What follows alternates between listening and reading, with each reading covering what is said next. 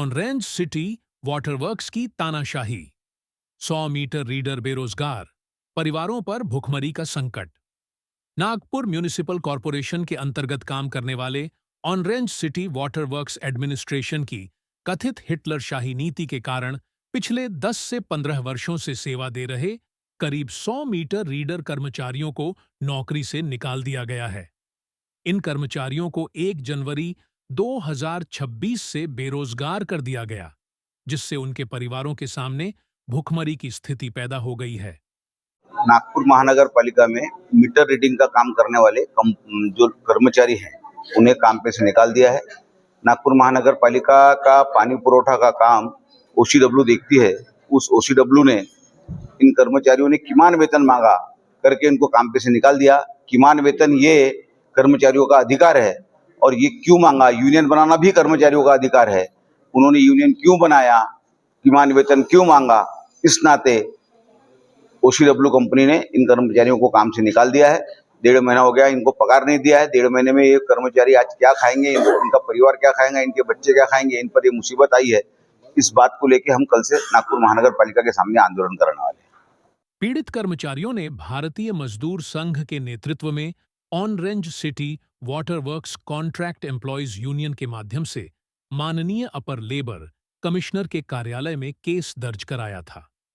Labour law के अनुसार minimum wage और अन्य सर्विस कंडीशंस को लेकर कर्मचारियों के पक्ष में फैसला भी आया, लेकिन यूनियन का आरोप है कि इसके बाद ऑरेंज सिटी वाटरवर्क्स के वरिष्ठ अधिकारियों द्वारा कर्मचारियों का मानसिक शोषण और प्रताड़ना की जा रही है। इसी के विरोध में यूनियन ने घोषणा की है कि 2 फरवरी से कमिश्नर कार्यालय के सामने कर्मचारियों अपने परिवारों के साथ अनिश्चितकालीन धरना देंगे। अब सवाल यह है कि क्या नगर निगम और प्रशासन मजदूरों को न्याय दिलाएगा या उनकी रोजी रोटी यूं ही छीनी जाती रहेगी। ऑरेंज सिटी वॉटरवर्क्स मध्ये कार्यरत असलेल्या 100 कर्मचाऱ्यांना ऑरेंज सिटी वॉटरवर्क्स प्रशासनाने 1 महिन्यापूर्वी कामावरून काढून टाकलेला आहे। या कर्मचाऱ्यांचा दोष फक्त एवढाच आहे की या कर्मचाऱ्यांनी किमान वेतन मिळावं, कामगार कायद्यानुसार इतर सेवा सवलती मिळाव्या, याकरिता भारतीय मजदूर संघाच्या माध्यमातून ऑरेंज सिटी वॉटरवर्क्स कंत्राटी कर्मचारी संघ या नावाची संघटना रजिस्टर्ड केली आणि माननीय अप्पर कामगार आयुक्तांकडे त्यांच्यावर होत असलेल्या अन्यायाबाबत, किमान वेतनाबाबत त्या ठिकाणी प्रकरण दाखल केले।